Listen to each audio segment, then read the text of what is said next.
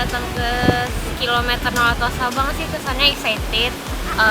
Wisatanya masih natural, cantik, dan bagi pengunjung yang baru pertama kali kesini ada nih untuk datang kedua kali karena wisatanya itu emang cantik dan mengundang orang lain datang kesini lagi gitu.